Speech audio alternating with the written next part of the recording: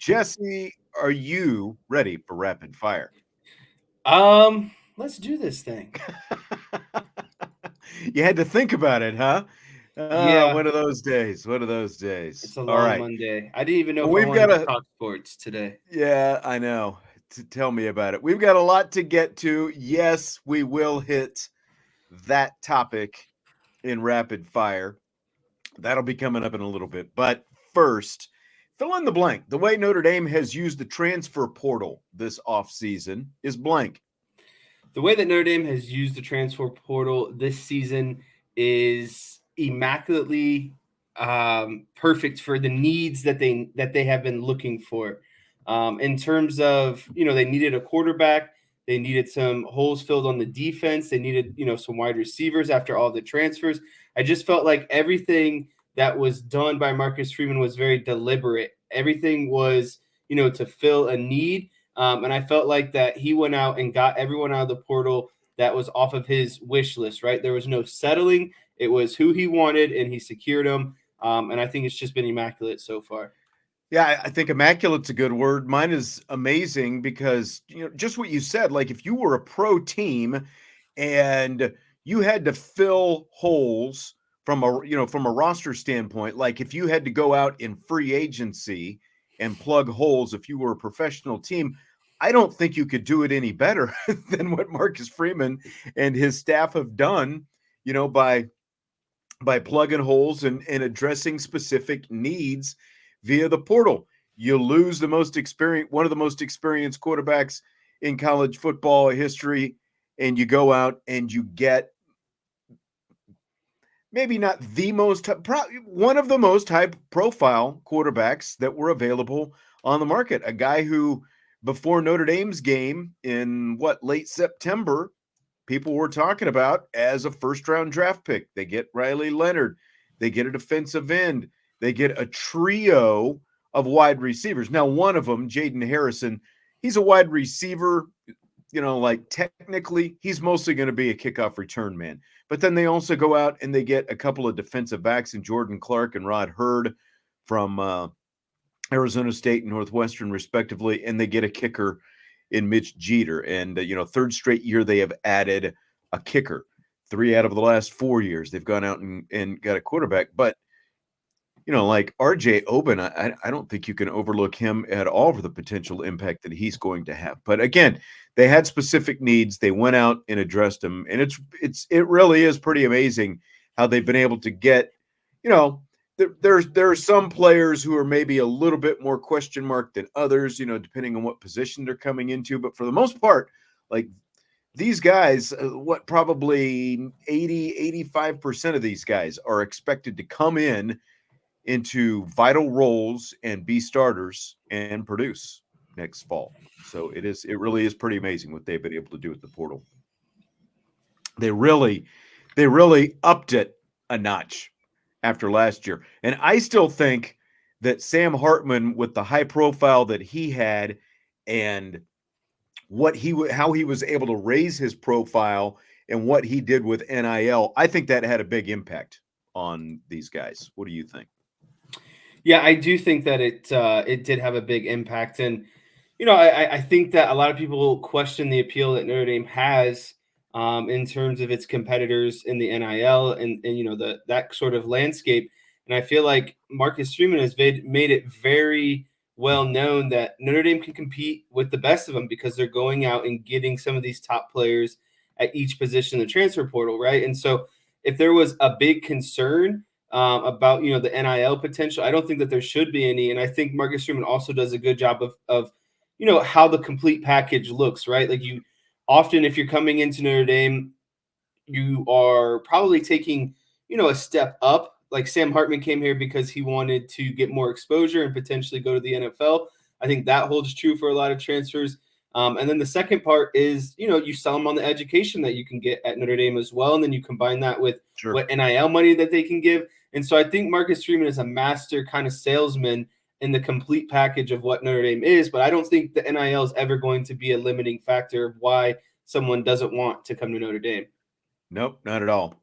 Not at all. And that's not something that I think most people were saying a year ago that NIL was not going to be a limiting factor. I think it was the complete opposite, Right. obviously. And again, I think just 1 year and one high-profile quarterback, I really think that Sam Hartman has played a big part in that, the impact of that. So besides Riley Leonard, let's leave him out of the equation. Which of the incoming transfers do you most want to see in action? Um, so to me, it came down to like defensively and offensively. I would say overall, the Well, number one yeah. person that I'd I want guess to there are special see, teams there too, but sorry, go ahead. yeah. So like overall, the number one person I want to see is the Duke defensive end RJ Oben, because I think that the defensive end slash Viper, basically the edge defensive positions, are going to be kind of the big question marks at Notre Dame's defense this season. I think the linebackers, the interior linemen, and the secondary will all figure themselves out. You have a lot of returning pieces. You have a lot of and you're combining that with um, some portal pieces here and there. But the Edge and Viper, they don't have a dude yet that is guaranteed going to be your dominant pass rusher, a guy who's probably going to lead the team in sacks, pressures, all those important edge rushing stats. And so I think I'm most excited to see him because I think he can be that difference maker on the defensive side. And when you have a good rush, it just makes everything else behind him a lot easier. It makes everyone else's job a lot easier. Yeah, I definitely can't disagree with him. I think that when you lose Javonte Jean-Baptiste and they got more out of Javonte Jean-Baptiste, I think, than maybe they could have even expected, or maybe they got what they expected, but more than externally, I think we expected. And now you get RJ Oben and you plug him into that spot. And I think that there's a legitimate expectation that the production is even going to go up a year. And kudos to both Al Washington, the defensive line coach, and Al Golden for what they were able to get out of that defensive line. And when you've got those interior guys coming back, that's going to help as well. I'll go the offensive route, though, and I'm going to cheat a little bit. And I'm just going to say Bo Collins and Chris Mitchell, the two receivers. And maybe you can throw Jaden Harrison in there as well, even though, again, I think his biggest role is going to be as a kickoff returner. But you're bringing in – what did they need? They needed more experience from a wide receiver standpoint, especially considering the departures that they had at that position. They had to improve that room. They did it, one, by saying goodbye to one wide receivers coach, and then two, bringing in another receivers coach in Mike Brown. And now you add these two guys, there is going to be some question, because they have experience, Collins in the ACC, obviously, and he's kind of got this long, love for Notre Dame, it seems like. And then Chris Mitchell, you bring him in, even more production than Bo Collins, but it's at FIU. Again, how does that translate going from a group of five to a power five, position? Like with Kane Madden on the offensive line a couple of years ago, and they brought him in from Marshall, that didn't work out that well. Now that's an interior offensive lineman, so the physicality is different, but for Mitchell, what's it going to look like coming up a step and then pairing him with Riley Leonard, a new quarterback as well, and a new offensive coordinator, and Mike Denbrock? So a lot of questions, but I'm really excited to see those two guys in action and just how they pair up with Riley Leonard and how they compare to some of this young talent that is already on the Notre Dame roster, and just what they're able to do. Yeah, so offensively, you kind of took my thunder power. Chris Mitchell was going to be my guy, and it was going to be specifically how does 64 receptions, 1,100 yards, and 7 touchdowns translate into Notre Yeah. Dame's offense? How do you replicate that sort of production at a higher level? But I think that it's easier for skill position guys to make a transition, quite honestly, because it's more about your precision, your route running, your footwork, and everything like that. It hasn't. Your hands. Yeah, your hands. It doesn't really, and we already know he's a fast guy, so I don't think it really comes down to like you were bringing up the offensive lineman. It's one thing if you're going against 250-pound interior linemen compared to 325-pound interior Mm-hmm. linemen, and so you can get outmatched physically. But I don't think Chris Mitchell is going to struggle with that because his game is more of the finesse. Your hands, your speed, your cutting, that sort of stuff, and that's mainly more intangibles. Can it be sharpened? Sure, but it's predominantly there. And so it's just a matter of how they mix that in to Riley Leonard's game and how Denbrock wants to utilize him. And I think he's going to be a common guy going in motion a lot, a guy that you move around the field. And if you watched a lot of playoffs or if you've watched a lot of these, offenses, look at what Michigan did in the national championship. They almost motioned 2 times before they would snap the ball. So it's a big part of it. And I expect him to fill that role a lot of moving around the field. College football writer Stewart Mandel from The Athletic says he thinks that even players who are on teams that are in the playoffs are going to opt out before their team is done playing because the championship game isn't until late January. In other words, you're going to start the playoffs because of these different levels of the playoffs now expanding to 12. You're going to start in mid-December. You're going to run through late January, and he thinks some guys are ultimately going to drop off because of their draft status. Do you buy or sell that?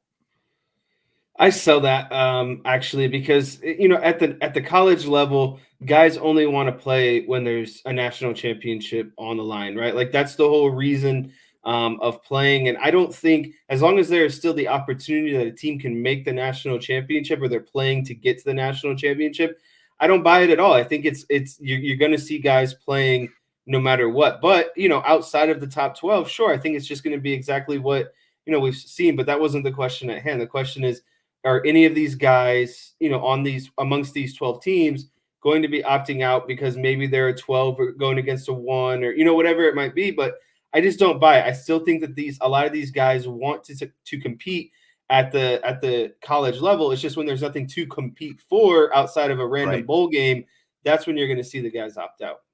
Yeah, I mean, obviously, if a guy like injures his foot or sprains a knee or whatever, then maybe he if he's like starts 50-50 going way. into the game, questionable, pre-existing injuries, but a completely But look healthy at Dylan player. look at Johnson for Washington, the running back. Like not everybody's going to be him, but at the same time, here's a guy who was injured.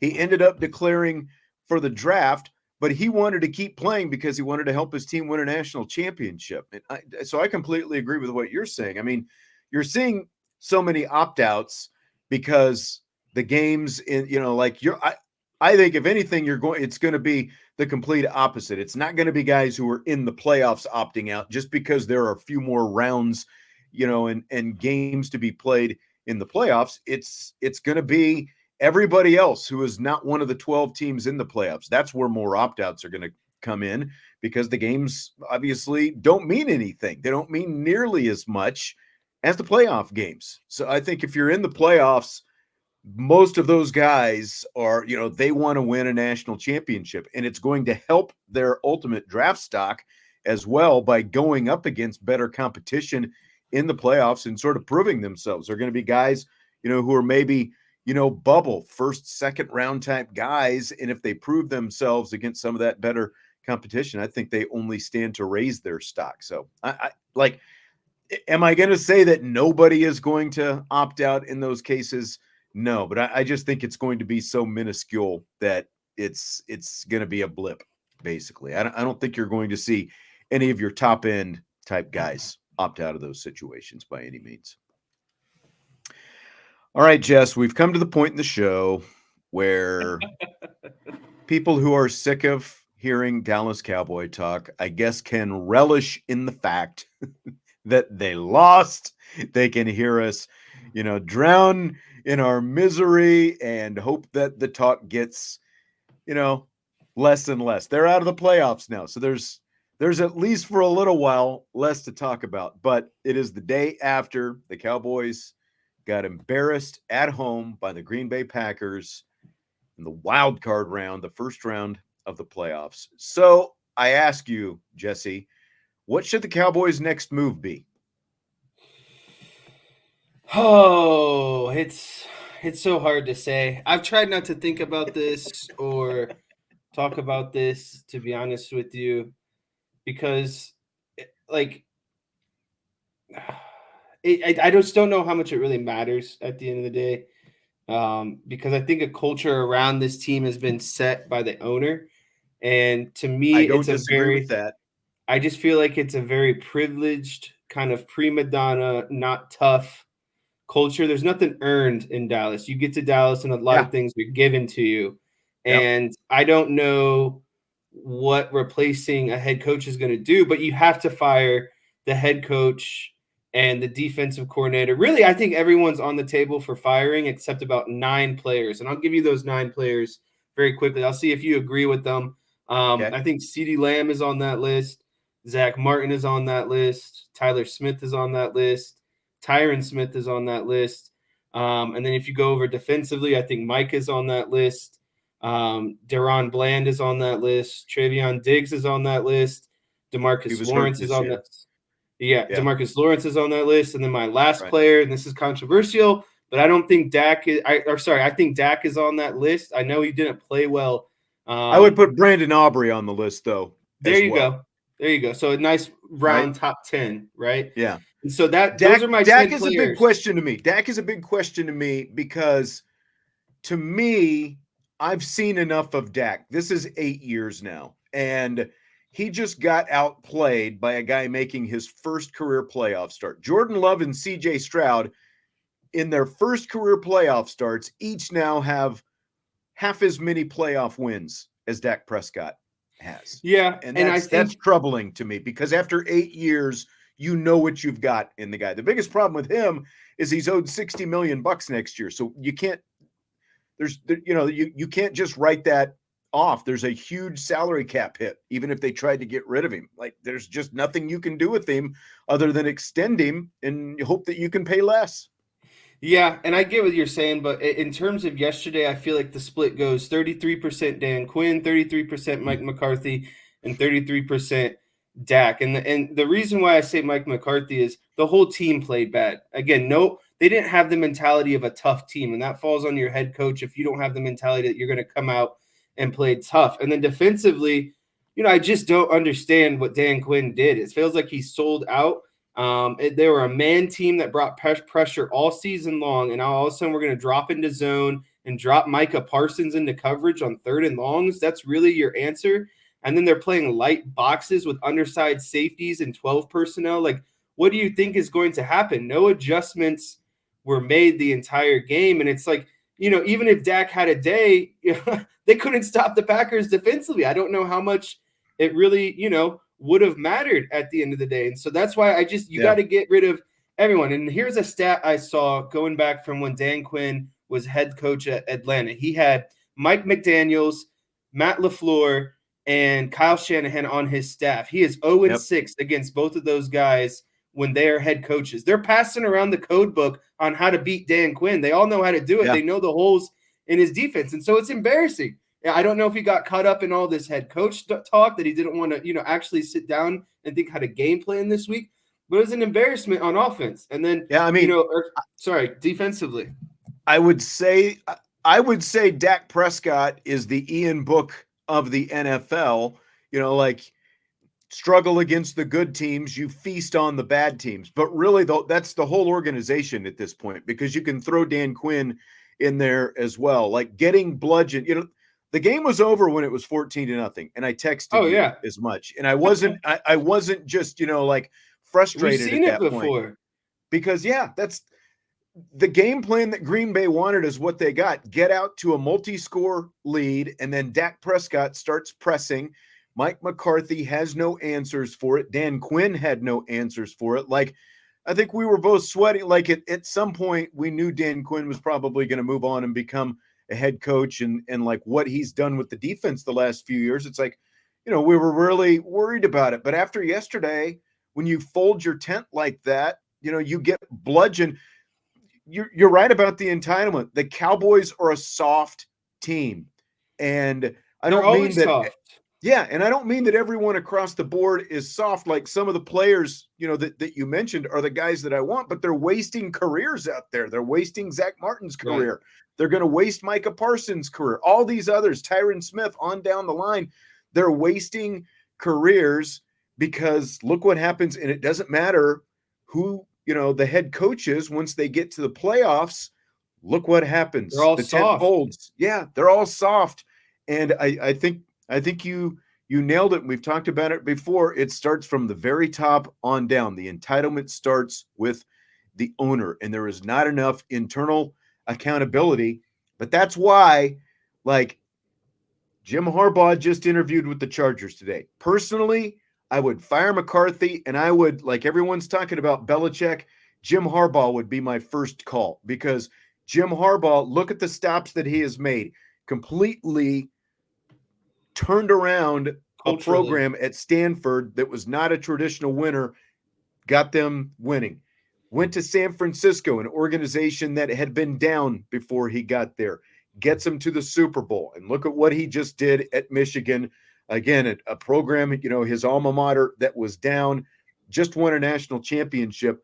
But it starts with the team building with Jim Harbaugh. But it is not just, there's accountability, but there is also physicality. And they are not just, they're not just soft from a hard hitting standpoint, that they are, but I think that that's something that Jim Harbaugh has shown that he would turn as well. But they're physically not there. They are fundamentally not there, and that's what bugs me about Mike McCarthy.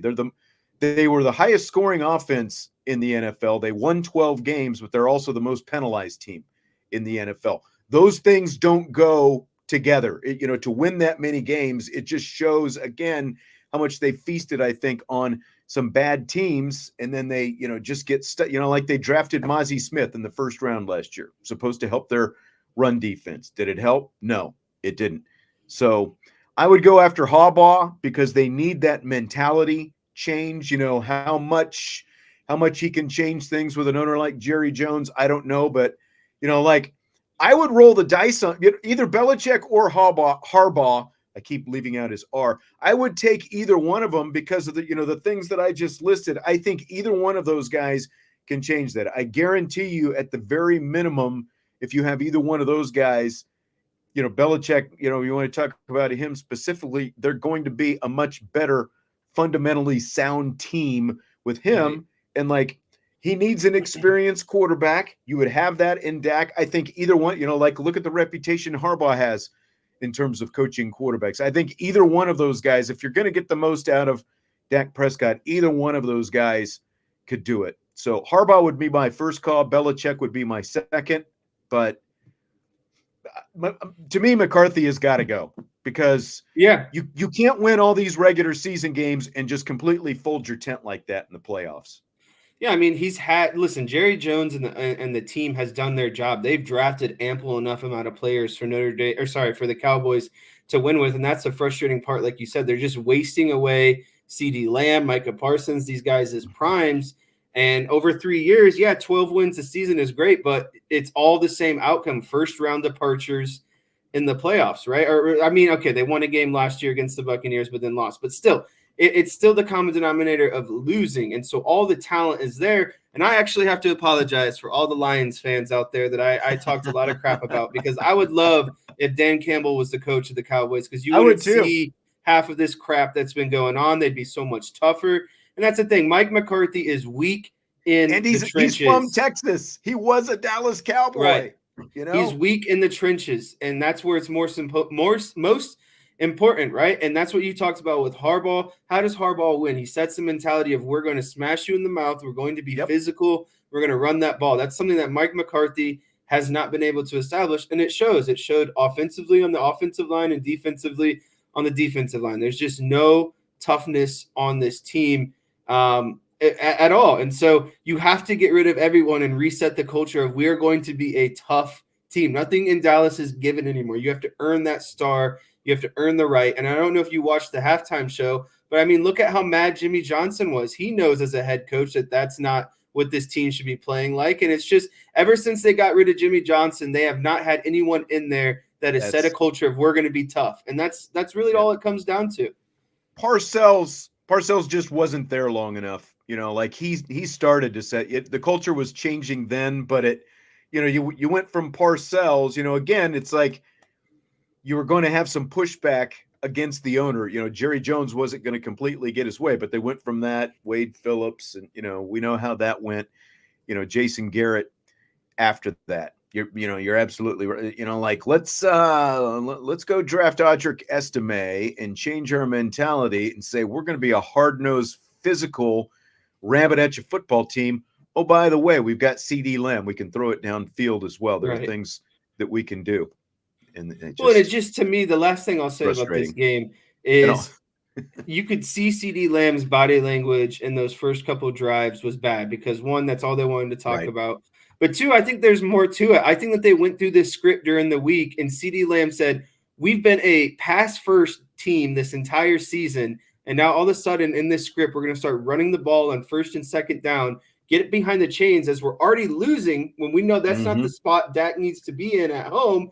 And so instead of giving our all-pro quarterback the ability to throw to our all-pro wide receiver, we're going to hand off to the guy that's averaging 60 yards a game and hasn't done anything all season. It's actually mind-blowing. And so when CeeDee Lamb was pissed, it had to be the reason of why are we going back to this? I thought we said we weren't going to do this after the bye week anymore. And so to me, it was a clear reading of body language of this offense is supposed to go through me, not Tony Pollard on first and second down. This offense is my offense. Tony Pollard is not a lead running back, and he's a free agent this offseason, so he's probably I don't see there's any way you can pay him. He's not a lead back, like he was a good change of pace running back when they had Zeke Elliott. He's not a lead back. He showed that this year. They've got to have someone with with just a different kind of, again, physicality. You've got to have a different body type back there to be able, to lean on. Tony Pollard was not that guy. I like Tony Pollard. He's done a good job. It's a great complimentary back. Yeah, great complimentary guy.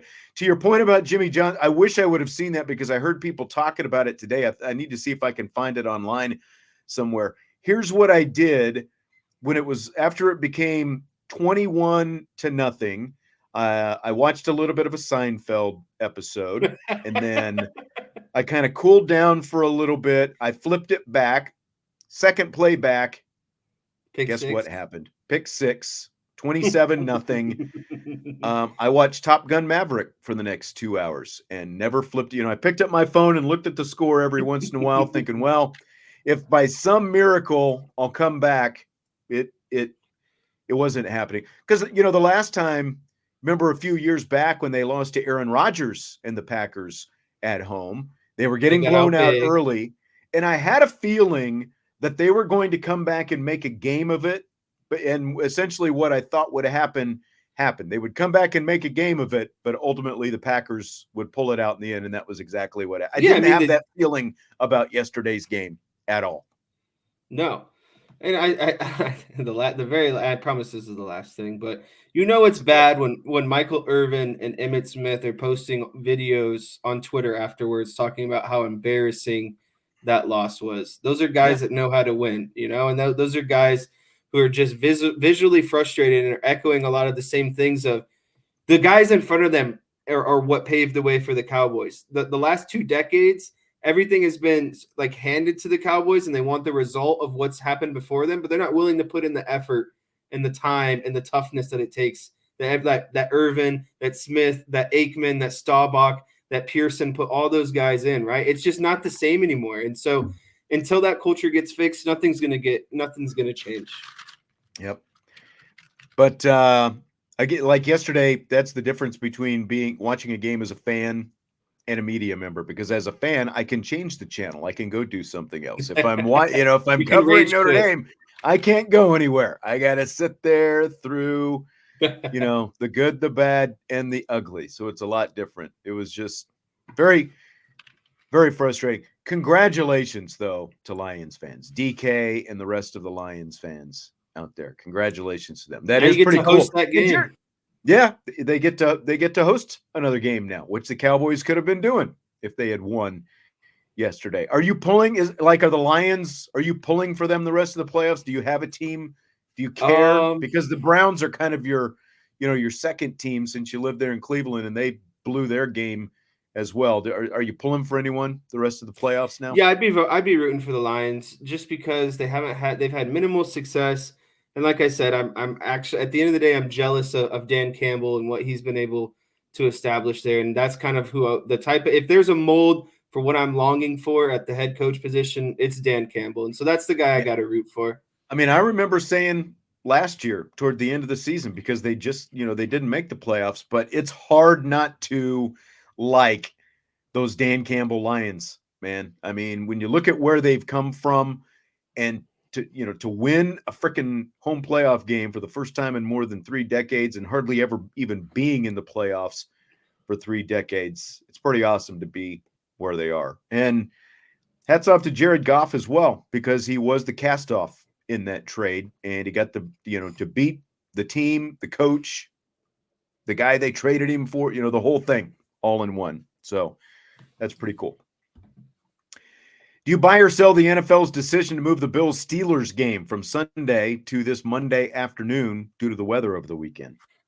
I sell the NFL's decision just because, and I'll try to be quick about this one. The Bills they're going to be rebuilding a new stadium, and that new stadium is not a dome. And so if you are not a dome stadium and geographically where you are, I don't think that there should be any excuses. And I understand that the concern had to do with travel and how fans I and was the going to other say, team were I going to think it get has there. more to do with that. Yeah. Well, yeah, but I get that. But here's the thing: I don't, and maybe something I'm not thinking about something properly. But if I was a head coach and I knew inclement weather was supposed to be happening, I would get there before the day before. I'd actually get there maybe a day or two early, get settled in, and maybe run an outside practice because that's where you're going to be playing in. And so that's a whole nother issue. I don't like how these teams get there. And I know it's part of their schedule and routine and all that stuff, but I don't like the idea of getting there just the day before because stuff like this happens, right? Like the Bills won home field advantage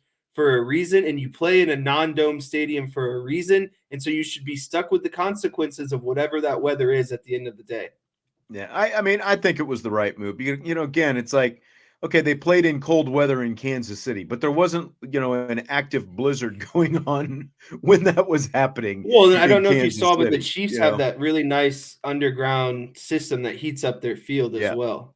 And I Yep, think that they should do. be something that's a part of every outdoor stadium. If you know that there's potential for snow like this in the wintertime, every stadium should be equipped with that heating system underneath the field.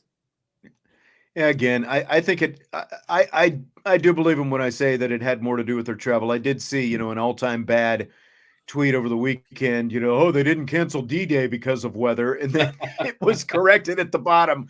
D-Day actually was delayed by a day because of the weather. Watch Band of Brothers, my friend. I think it's episode 2. It's either episode 2 or 3.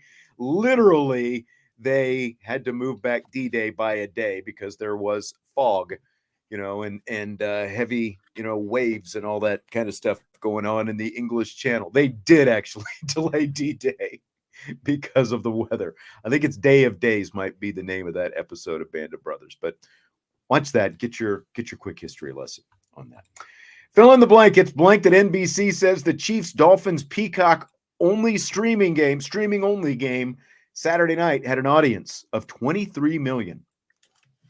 It's impressive because if you remember to our show on Friday, I was around, I think 25 million might be the number that they hit at. And that is for, 25 million was for a prediction based off of, the game being on NBC or CBS or Fox type network, right? And a channel that everyone gets. But when you're exclusively on Peacock, I think 23 million is impressive when you roll the dice and we're willing to take the risk that people are going to find a way to watch that, or, to get Peacock, right? And so they doubled down on themselves. Everyone called them stupid, but it turned out to be, I'm pretty sure, one of their most profitable days. And so, if you really were doubting it, you shouldn't have watched it because it only works with the viewers watch on Peacock. It's the NFL, baby, and it was arguably, the most desirable game of the weekend. Maybe Cowboys Packers was supposed to be, and they got up over 40 million, I think. Even in a blowout. But you've got the defending Super Bowl champs, one of the biggest stars. You've got the pop star, up in the press box in the suite and the whole thing. It just boggles my mind that people keep, like going at her when all she's literally doing is watching her boyfriend play football. But that's another story. But like Mike Tirico, they made him read the announcement on the air last night during the Lions game, talking about milestone moment in media and sports history and all that. Yeah, it's scary what the number could have been if it had actually been on broadcast TV, though, because I still know plenty of people who were not able to, like there was still people at the last minute who had no idea it was on Peacock, like friends, back in Kansas on Facebook trying to find the channel and all that kind of, they're like, what what channel is this on my cable system? Sorry, bub, it's not on your, most likely not on your cable system. So, I think they could have probably been up over, 35, pushing 40 million if it had been on regular broadcast. But it is a big number. And, like I said, I told you the other day, they'd announced the numbers. If they were good, they are. It's the most streamed, like in terms of streaming only, it's better than any Amazon game has done. 15 million plus was the best that any Amazon game had done. They still haven't announced any of the numbers for those Notre Dame Peacock games, but they announced this one because it was a massive, massive number. Speaking of that game, last question. What did you think of Jason Garrett in the booth? I don't know, like, were you watching and listening, or I don't know where exactly Yeah, it was you were when interesting you were because I watching. was like, why is Tirico doing this game with Collinsworth and now he's got to go to Detroit the next day why is he doing the game with Garrett and then the next day he's going to Detroit to do the game with Collinsworth? And I was like, man, I guess they're really trying to give Jason Garrett some airtime here, but I don't have anything negative to say. I just think he's there. He's kind of just a guy, right? And I appreciate his consistency. Like, he doesn't get too high, doesn't get too low. But again, he doesn't really add anything in particular to me, and so he's just And there.